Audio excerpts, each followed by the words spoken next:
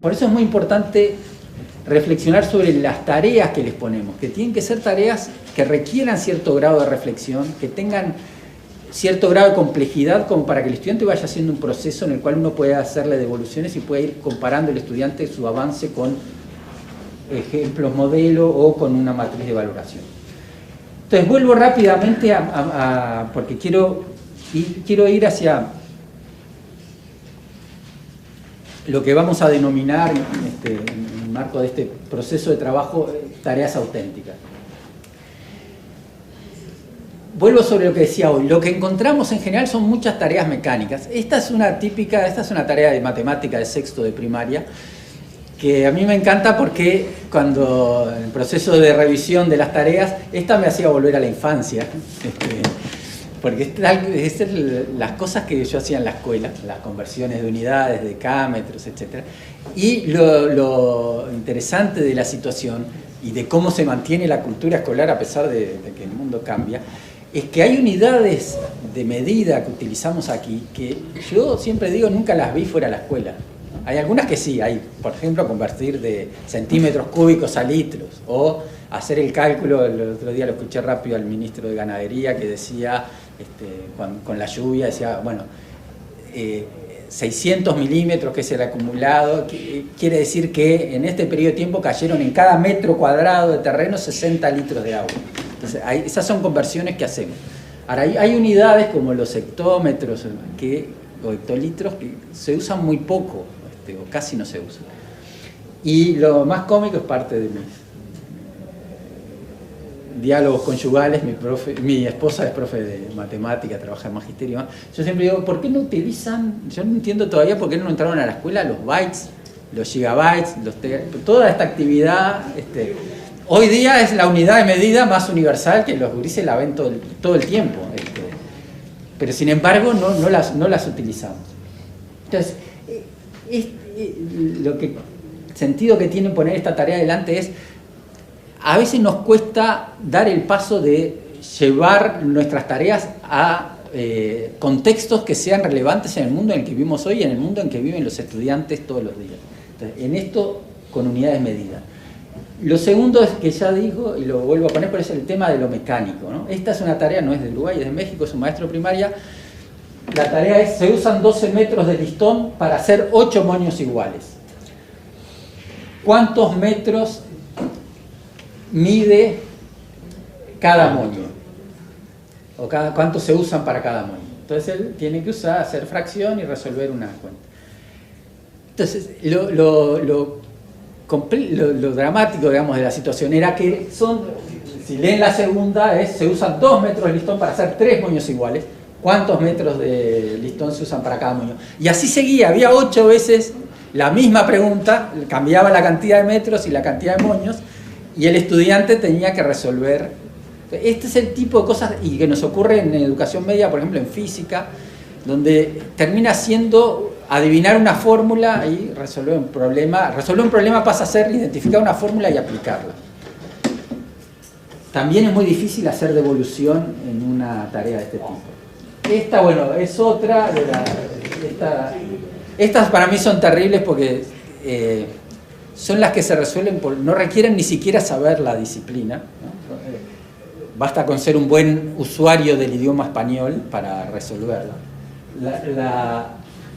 La capa de grasa que tenemos bajo la piel es un aislante y tengo que elegir una de las palabras de abajo.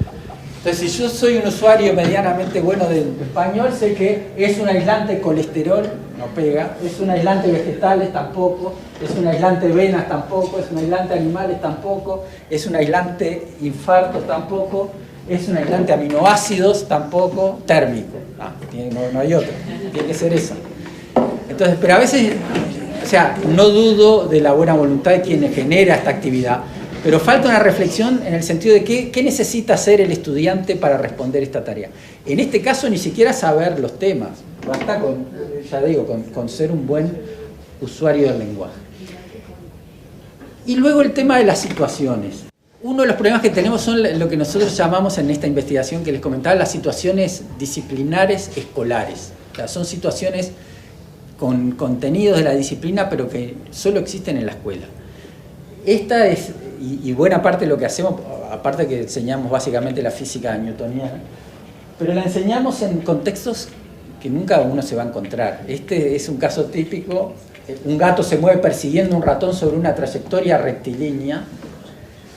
Primer problema, difícil que el gato y un ratón corran en trayectoria rectilínea. El gato comienza a perseguir al ratón desde el reposo y alcanza una velocidad de 8 metros por segundo en 5 segundos. ¿Okay? Luego continúa moviéndose a velocidad constante durante 4 segundos más. Y bueno, y sigue toda la... O sea, primero, no es una situación plausible. Segundo, no es una situación en la que uno no va a utilizar nunca la física para indagar cuánto le lleva al gato a alcanzar al ratón, si lo va a alcanzar o no. ¿Cuál es el sentido de esto? A ver, acá hay un esfuerzo, no quiero deslegitimar el esfuerzo. Acá hay el esfuerzo del profe es ponerlo en una situación y que utilice los conceptos y las fórmulas de tiempo, velocidad, etcétera, para resolver una situación. No está mal por sí mismo. El problema es que deberíamos dar un paso más y es no quedarnos en esto y no quedarnos en la mecanización, sino llevar al estudiante a situaciones plausibles. Y voy a poner un ejemplo contrastante por la positiva también de física. Este es otro profe, que fíjense la situación que pone. Dice, luego de una mañana de intensa lluvia, a la hora del recreo varios alumnos quieren jugar al fútbol. Pero en la cancha hay un gran charco de agua. Andrés, uno de los compañeros, propone, ¿por qué no le pedimos a la señora del servicio un lampazo para extender el agua y que se seque más rápido? Esa es la situación, que es una situación de la vida cotidiana plausible. Analiza la propuesta de Andrés y responde, ¿estás de acuerdo con la idea de Andrés? ¿Por qué? ¿Cómo puede fundamentarse esa idea desde el punto de vista científico? Utiliza para la fundamentación los conceptos de cambio de estado, calor y temperatura trabajados en clase. ¿Ven? Aquí hay dos diferencias fundamentales. Una es la situación, esta es una situación en que el estudiante puede reconocer como plausible y como real. Segundo, aquí no hay una aplicación mecánica de una fórmula, sino tengo que hacer ni tampoco simplemente tengo que recordar definición de conceptos, de qué cambio de estado, etcétera, sino que tengo que utilizarlos para dar cuenta de una situación y fundamentar si una idea o una propuesta es apropiada o no. Entonces, este es el tipo de situaciones que creo que deberíamos como pensar más. O sea, creo que tenemos dos desafíos. Uno es el de tener cada vez más un repertorio de situaciones reales o no necesariamente cotidianas, es un modo, situaciones de la vida social, información que aparece en la prensa, yo qué sé, datos estadísticos, estoy pensando ahora en matemáticas, datos estadísticos del dato de inflación que apareció ayer y las declaraciones del ministro, o en el caso de ciencias, no sé, cosas o discusiones que están vinculadas al medio ambiente, como es el tema de hoy día de la tirilla. Hay mil temas propios de la vida cotidiana, de la vida en la sociedad, de lo que es el trabajo en la ciencia, en la disciplina, pero el trabajo real, porque ningún científico se dedica a analizar si el gato alcanza al ratón y a qué trayectoria rectilínea. Uno puede idear situaciones en las que son plausibles y que por ser plausibles pueden ser más motivadoras para el estudiante. Mirar las propuestas de evaluación puede ser un modo de compartir el trabajo, de abrir una ventana hacia el aula. Y entonces aquí hay algunas preguntas que uno puede hacerse, que uno podría trabajar con otros analizando propuestas concretas, ¿verdad? Ante este escrito o este conjunto de preguntas que yo hago a los estudiantes, lo primero es, ¿qué es lo que el estudiante va a tener que hacer para resolver esto? ¿Qué tipo de procesos cognitivos, qué va a tener que poner en marcha para resolver esto? ¿Va a tener que recordar? ¿Va a tener que hacer un análisis lingüístico de cuál palabra encaja? ¿Va a tener que construir una explicación? ¿Qué es lo que le estoy pidiendo? ¿Y qué contenidos tiene que utilizar? ¿Qué conceptos de los trabajados va a tener que utilizar para eso? La segunda pregunta es si esto es lo que yo quiero, porque imagino que muchos profes, por ejemplo, que y lo aplico a mí mismo como profesor. Yo soy profesor de filosofía, aunque hace mucho tiempo que no doy clase, pero también soy profesor a nivel de la universidad en estos temas de evaluación. Y muchas veces uno se hace la pregunta, a ver, ¿esto que tienen que hacer es lo que realmente espero de mi curso? ¿O en realidad estoy evaluando cosas que no son las que me propuse como sentido principal del curso que estoy dando? La tercera es la de la motivación. ¿Qué tan motivador puede ser esto para los alumnos? Obviamente es un tema difícil de manejar, hay alumnos que se motivan, siempre vamos a tener alumnos que no se motivan con nada, pero sin duda que resolver una tarea plausible, propia de la vida real, siempre va a ser más motivador que responderle preguntas al docente sobre lo que el docente ya sabe, en las cuales tengo que repetir o bien lo que el docente dijo en clase o bien lo que leí en el texto. Preguntarse por la relevancia de las situaciones que estoy proponiendo para la persona o para la vida social o para el futuro. Y siempre que uno analiza la evaluación analizar la evaluación es un buen modo de empezar a revisar cómo uno está enseñando. Muchas veces, si uno dice, bueno, en realidad yo querría al final del curso evaluar este tipo de habilidades con este tipo de situaciones, probablemente eso a uno lo va a obligar a revisar el modo en que trabaja durante el curso. Para desarrollar esta idea de tareas auténticas, voy a poner una muy sofisticada como ejemplo, que es del propio Wiggins, que la toma de un profesor de matemática de 8º grado, y es una tarea bien interesante, que a cualquiera de nosotros nos llevaría un rato largo resolverla. Les pone a los estudiantes esta situación. Estás a cargo de la sección de envolver regalos en una tienda. En promedio, 24.000 clientes compran ropa en la tienda cada año. Y alrededor del 15% de esos clientes piden que la compra sea envuelta para regalo. Cada mes se venden aproximadamente 165 chaquetas, 750 camisas, 480 pantalones, 160 sombreros. El precio de las cajas para la ropa es el mismo. El metro de papel de regalo cuesta 5 pesos. Cada rollo de papel de regalo tiene 1 metro de ancho y 100 metros de longitud. Como responsable de la sección, necesitas planificar los costos para el año, y obviamente quieres ahorrar dinero lo más posible. ¿Cuál sería la forma de las cajas para pantalones, camisas, chaquetas y sombreros que requeriría la menor cantidad de papel de regalo? Varias cosas. La situación propia de la vida real que se puede encontrar ahí en el lugar de trabajo, que no se resuelve de un único modo, hay 1000 formas de resolver esto. Que el que haya 1000 formas es muy bueno, porque quiere decir que si yo pongo a los estudiantes a trabajar en equipo, si nos pusiéramos nosotros a trabajar en esto, en equipos aquí seguramente llegaríamos a soluciones distintas, y parte de la discusión rica después es ver cada solución, primero cuáles son apropiadas y cuáles no, y segundo, de las apropiadas, cuál es la más eficiente en términos del objetivo, que era la propuesta más económica. Y además de la situación, lo que agrega este profesor es cuál es el producto al que tenés que llegar. Como resultado de esto, tú tenés que recomendarle a la sección compras en un informe escrito cuál es el tamaño y la forma de las cajas que deberían comprarse para pantalones, camisas, chaquetas y sombreros, la cantidad de rollos de papel de regalo que se necesitan para un año y el costo aproximado del papel de regalo que se necesita para las ventas de un año. Y luego, ¿qué se va a tener en cuenta para evaluar el trabajo? La sofisticación matemática de la propuesta, los razonamientos y métodos matemáticos, la efectividad de la propuesta, la calidad del informe y la precisión de la propuesta. Entonces, ¿qué es lo que hay detrás y cómo define Wiggins una tarea auténtica a partir de este ejemplo? Él dice, una tarea auténtica tiene 6 características o propiedades centrales. Lo primero es que tiene un propósito al cual el estudiante tiene que llegar. Tiene que llegar a un producto, a un informe, en este caso a un informe escrito, a una determinada meta. No tiene que responder preguntas o resolver ejercicios en abstracto, sino tiene que llegar a un producto.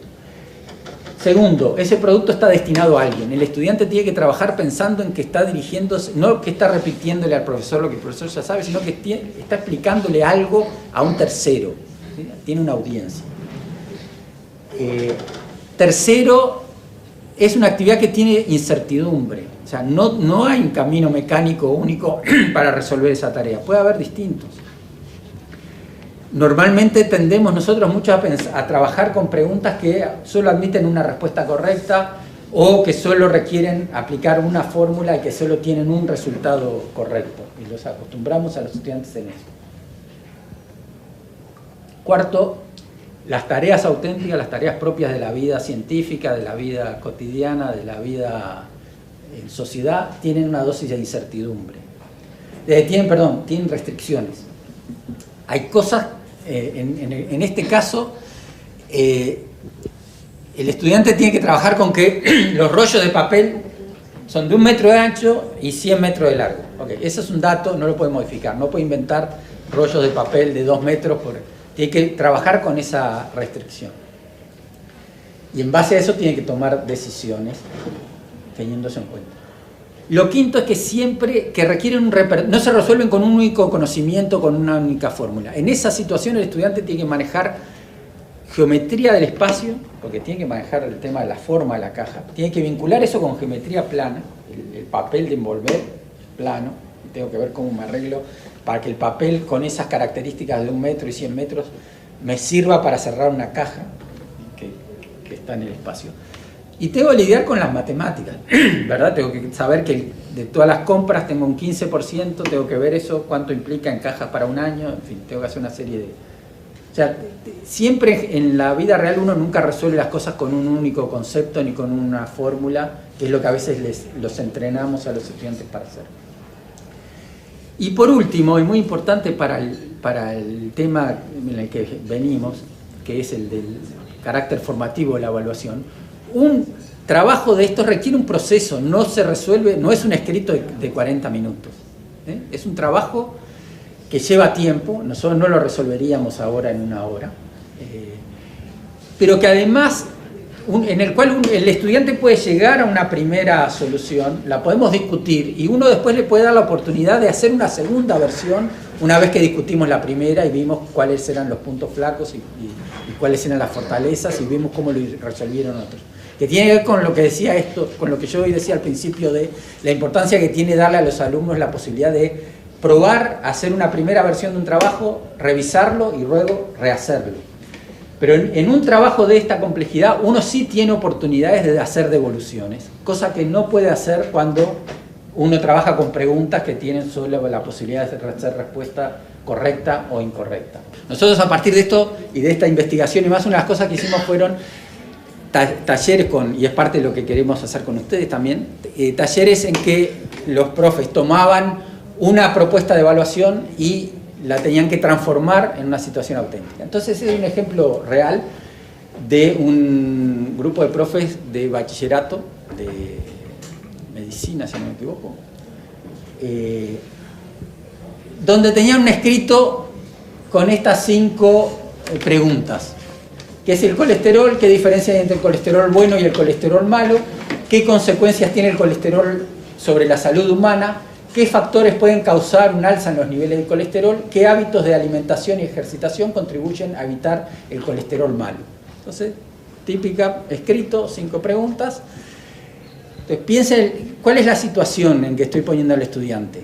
Le estoy haciendo 5 preguntas, el estudiante tiene que responderlas, está escribiendo ¿para quién? Para el docente, sobre algo que él sabe que el docente ya sabe, y en el fondo lo que estoy pidiendo es que escriba lo que hablamos en clase o lo que explicó el profesor o lo que leyó en el texto, y se lo está diciendo al profesor.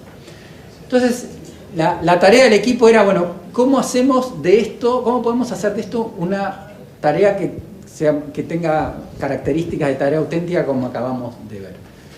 Y esta fue la situación a la que ellos llegaron. Idearon esta situación. Supongan que la intendencia municipal, esto está escrito para los estudiantes, es la reformulación final a la que llegaron luego de un proceso de trabajo, ¿verdad? Supongan que la intendencia municipal de Montevideo invitó a sus alumnos a los alumnos de su liceo de bachillerato de medicina a participar en una jornada de prevención en el marco del Día Nacional de Lucha contra las Enfermedades Cardiovasculares. Una situación que suele ocurrir, campaña en Montevideo, cáncer de mama, lucha contra las enfermedades cardiovasculares, etcétera, puestos móviles. Para ello deberán elaborar un boletín informativo que será distribuido en puestos especiales donde las personas podrán realizarse gratuitamente análisis de sangre para determinar sus niveles de colesterol. Entonces tengo un producto a elaborar, un boletín informativo, y un destinatario es para las personas que ese día van por la calle, ciudadanos de pie, entran a un puesto móvil y se hacen un análisis de sangre.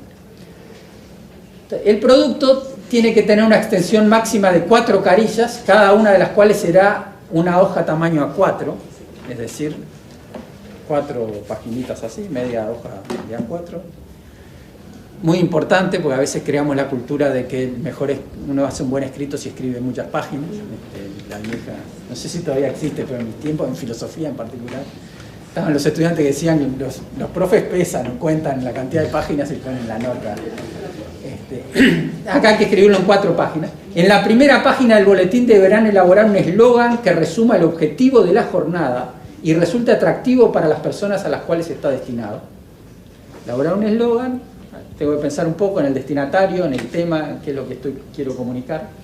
Debe contener información clara y concisa sobre qué es el colesterol, por qué se habla cotidianamente de colesterol bueno y colesterol malo, cuáles son los niveles de referencia normales para hombres y mujeres. Debe explicar qué relación existe entre los niveles anormales de colesterol y el riesgo de padecer un infarto.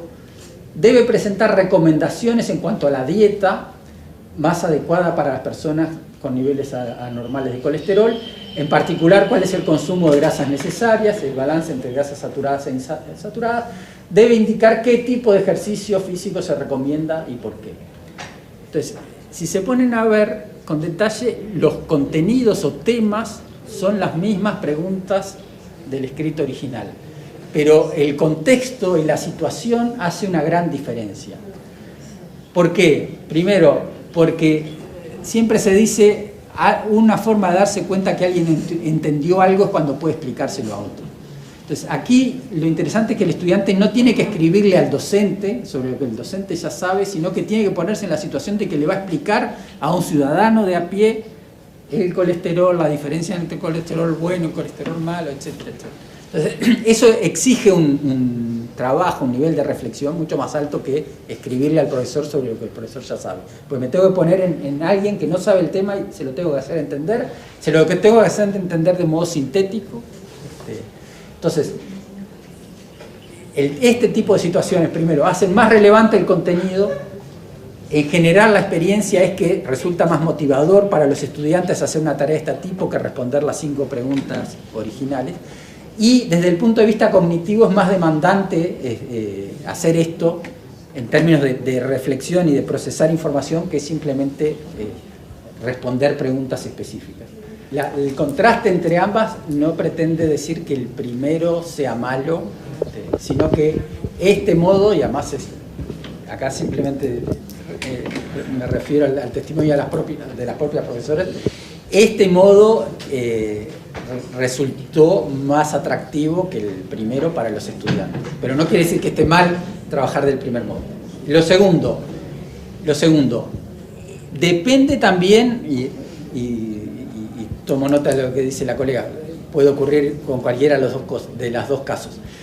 Depende también del proceso de trabajo que uno haga. O sea, se supone que este proceso, eso no está dicho aquí, implicaba que los distintos alumnos trabajaban y elaboraban distintos folletos, que los folletos se discutían en clase, que los estudiantes tenían que presentar y discutir los folletos, y además que uno, es parte de lo que vamos a ver en la segunda parte con matriz de valoración, uno puede mirar o evaluar, por ejemplo, un modo de evaluar el folleto es si es un recorte y pego y en realidad no hay una explicación, o en qué medida hay una explicación. Uno puede combinar con otras cosas. Pero les pido, por ahora dejemos abierto el tema, no quiero poner es una cosa o la otra, simplemente digo, aquí hay cosas que deberíamos pensar como para hacer más real el trabajo con el contenido y más motivador. Pero de todos modos, sí, o sea, todo trabajo puede pervertirse en el sentido que dice la colega, de que el alumno simplemente lo haga para cumplir y que no haya un real trabajo de comprensión. Sí. No, por eso. También, pero también el otro se puede discutir y se puede armar una discusión sobre esas 5 preguntas de escrito, de por qué cada uno respondió una cosa, etc. Hay cosas que dependen de cómo usa el instrumento y no del instrumento en sí mismo. Avanzo ya hacia el cierre, simplemente mostrar un par de ejemplos más por la positiva. Este es un caso que aquí no está en contexto porque sería muy largo, pero una de las cosas que encontramos en primaria, sexto, es el uso muy poco uso de textos auténticos, mucho uso de texto narrativo, poco uso de textos auténticos, y además una forma de preguntar para comprensión de lectura muy genérica. ¿Cuál es tu opinión sobre? ¿Cuál es la idea principal? Ese tipo de preguntas. Este ejemplo lo que tiene, ustedes no lo leen y no pretendo que lo lean, pero la maestra lo que hace es tomar un texto auténtico sobre conducción de ciclomotores, un texto de la Dirección de Seguridad Vial, que hace una serie de especificaciones sobre los cuidados que hay que tener para conducir un ciclomotor, y luego hace preguntas muy específicas: cuáles son las partes del cuerpo que están más expuestas a daños en caso de accidentes, por qué es importante el uso del casco, menciona 2 razones por las cuales es recomendable usar ropa llamativa, etc. Entonces, también lo tomo como ejemplo de maestra que se toma el trabajo de conseguir textos auténticos y que hace buenas preguntas en relación al texto. Otro ejemplo es de situaciones auténticas, y en este caso de originalidad en el modo de plantear el problema. Esa es una maestra que le pone a los alumnos la situación de un paseo de fin de año y le da una serie de datos: el precio por día y por niño en el complejo turístico, el costo total del transporte, el precio de la entrada a un parque acuático, el número de alumnos que van a participar en la salida y la duración de la estadía. Lo que está destacado en rojo es la consigna que le da la maestra. Dice: indica con una frase lo que se busca con cada cálculo realizado y después resuelve. Entonces la maestra lo que hace es darle los cálculos. Entonces le dice: bueno, 320 por 3 por 42. ¿Para qué queremos calcular con esa cuenta? Entonces el estudiante tiene que volver a los datos y dice el precio total de lo que gastaron en el paseo todos los niños juntos. 320, en el complejo turístico, perdón, en el complejo. Era el costo del complejo por 3 días, era el costo diario, y por 42 niños. Después 25 por 42. El estudiante dice el precio de todas las entradas al parque acuático. Y luego, la primera era igual a y B, y luego todavía lo pone más sofisticado porque dice A más B más 12.810 igual C. Y el niño dice lo gastado por todos los alumnos en todo el paseo. Y luego C dividido 42 igual D, lo gastado por cada niño. Este es el monto total dividido la cantidad de niños, lo gastado por niño durante el paseo. Entonces, ese es otro ejemplo interesante de situación auténtica, por un lado, cotidiana o propia de la vida cotidiana en la escuela, pero además original en el modo en que les propone la tarea y los hace pensar a los estudiantes. Y por último, simplemente un paso rápido, esta es una profe de Rivera, que también profe de geografía, y que armó una situación vinculada al tema de la minería, que era parte de los temas que ella tenía que trabajar, y entonces la situación en que los pone es que tienen que hacer un informe para el Ministerio de Industria, Energía y Minería sobre la sustentabilidad del recurso oro, que es una de las explotaciones que hay allí en Minas de Corrales. Y además le dice uno de los objetivos es crear un blog para que la población tenga acceso a esa información y pueda opinar. Las conclusiones de trabajo y el blog serán presentados en la Semana del Oro en Minas de Corrales. Y entonces lo que les pide a los estudiantes, y aquí entran los contenidos que ella quería trabajar: identificar los sectores morfológicos del país, especificando en cuáles es posible encontrar oro, caracterizar la explotación aurífera en Minas de Corrales, explicar cómo la actividad minera fue determinante en la estructura social de la ciudad, y dar a conocer los impactos ambientales y sociales, positivos y negativos en la región, discutiendo si su explotación es sustentable. Entonces aquí de nuevo los pone en una situación y los hace trabajar en formato informe, dirigido a una audiencia. Probablemente aquí uno de los comentarios que yo haría es faltaría especificar más las características que tiene que tener el informe, porque los estudiantes en general no tienen idea de qué sería un informe para el Ministerio de Ganadería y demás. Tiene como interesante la idea del blog. Uno de los recursos útiles hoy día es pedirle a los estudiantes que generen contenidos para sitios de internet y demás, porque son las cosas que los motivan y en las cuales es una herramienta, un medio de comunicación con el cual están familiarizados. Diciendo esto, primero, nada de lo que dije debe leerse en el sentido de que no sea relevante la memoria, que los alumnos memoricen conceptos y definiciones, o que los estudiantes se ejerciten y mecanicen ciertas cosas, o que uno trabaje en el contexto propiamente de la disciplina y que los estudiantes comprendan, o lo que decía recién la colega, que hagan una discusión sobre el colesterol y más sin ninguna situación en términos de la comprensión dentro de la propia disciplina. O sea, no estoy diciendo que eso esté mal, ni quiero decir, no me gusta más, nunca me gustaron las dicotomías, educación tradicional, educación nueva, método activo, método... O sea, creo que todo es valioso. Lo que sí creo es que esta perspectiva de las tareas auténticas y el nivel de reflexión agrega cosas, agrega motivación y agrega significado para los estudiantes. Y para cerrar, me gustaría, Wiggins usa la metáfora de la educación y el deporte. Él la usa, es estadounidense, entonces utiliza el béisbol como deporte. Yo prefiero utilizar el fútbol, que es más nuestro. Pero entonces básicamente lo que él dice es esto. Lo que nos pasa muchas veces en educación es lo siguiente. Imagínense que este es un curso para aprender a jugar al fútbol. Entonces yo soy el profesor, ustedes vinieron a aprender a jugar al fútbol. Primer día de clase, la historia del fútbol. Entonces les traigo un PowerPoint y les hago una explicación del fútbol, que nació en Inglaterra en tal año. Les digo que el decano en Uruguay en fútbol es tal equipo.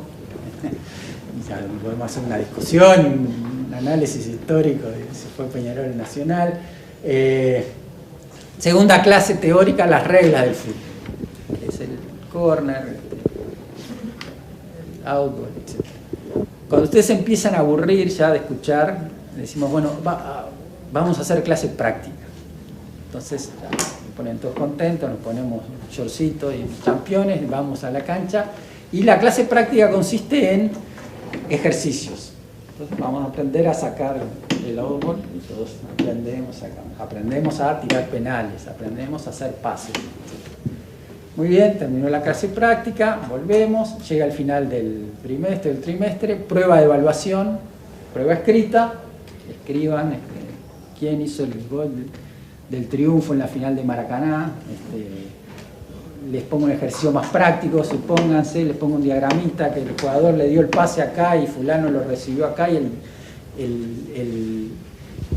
el defensa estaba aquí y en línea cobró offside, estuvo bien cobrado o no, justifique su respuesta.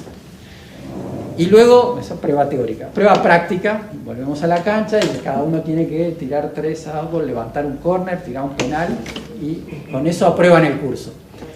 Entonces lo que dice Wiggins es, pero nunca jugamos un partido.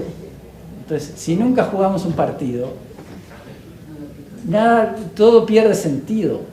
Ustedes se van a quedar con las ganas. Entonces, Wiggins lo que dice es, en educación nos pasa lo mismo. Aprendemos la teoría, aprendemos la práctica en cosas aisladas, pero nunca jugamos un partido. ¿Qué es jugar el partido? Es ponernos en situaciones donde lo que estamos aprendiendo tiene sentido real. Entonces lo que dice Wiggins no quiere decir que ejercitarse o aprender fundamentos teóricos no tenga sentido. Tiene sentido.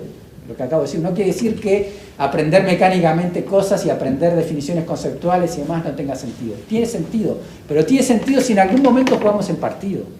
El problema que tenemos es que muchas veces no llegamos a jugar los partidos con los estudiantes porque nos falta eso de ayudarlos, que es el estudiante, el momento en que el estudiante ve el sentido de todo lo que le estamos enseñando, que es cuando lo ponemos en una situación en la que todo lo que estamos aprendiendo sirve para resolver un problema, para enfrentar una situación propia de la vida real.